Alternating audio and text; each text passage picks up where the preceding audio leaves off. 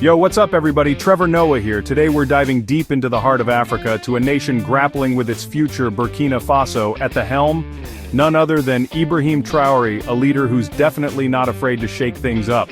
Since he took charge in September 2022, it's been a wild ride, folks. Think of it like this. He inherited a country struggling with poverty, terrorism, and the lingering effects of colonialism.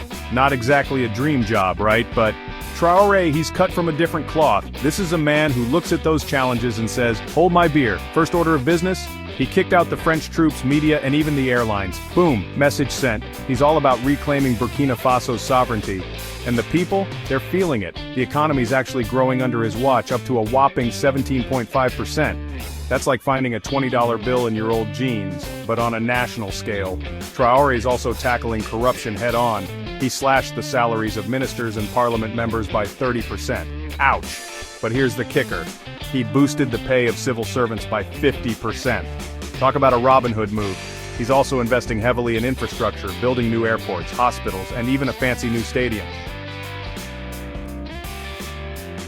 But it's not all sunshine and roses. Traore's made some controversial moves too. He banned the export of unrefined gold, which some say is hurting the economy. He's also tightened his grip on power, which has some folks worried about democracy. But one thing's for sure, Traore is a force to be reckoned with. He's a man on a mission, and he's not backing down from anyone. Now let's talk geopolitics, baby. Traore's not just changing things at home, he's shaking up the whole continent. He's like, Africa's open for business, but on our own terms. He's forging new alliances, particularly with Russia and China. And the West? Well, let's just say they're not exactly thrilled about it. They're used to calling the shots in Africa, but Traore's like, nah, we good. He's part of this new wave of African leaders who are done with the old colonial games. They're tired of being exploited for their resources and told how to run their countries. They want respect, and they're willing to stand up to get it.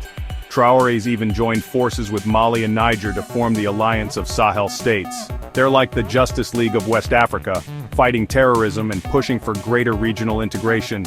This shift in alliances is sending shockwaves through the global order. The West is scrambling to figure out how to deal with this new, assertive Africa. They're used to having things their way, but those days are over. Traore's showing the world that Africa is a force to be reckoned with, and they're not going to be pushed around anymore. Now let's address the elephant in the room, the assassination attempts. This dude survived more hits than a piñata at a 5-year-old's birthday party. Seriously, there have been like 18 to 20 attempts on his life in just 2.5 years. That's like one attempt every 6 weeks. So, why is everyone trying to take him out? Well, it's not exactly a mystery, folks. First off, there are the usual suspects. Disgruntled politicians, power-hungry rivals, the usual cast of characters in any political thriller. But then there's the bigger picture. Traore's shaking things up and not everyone's happy about it. The old guard, the ones who benefit from the status quo, they're not going down without a fight. And let's not forget about the international players. Some folks believe foreign powers might be involved, trying to eliminate a leader who's challenging their interests. Then there's the amnesty law he passed, granting pardon to soldiers involved in a failed coup back in 2015. While some see it as a way to unify the military, others see it as a risky move that could encourage future coups. It's like walking a tightrope, my friends. One wrong step and it's all over.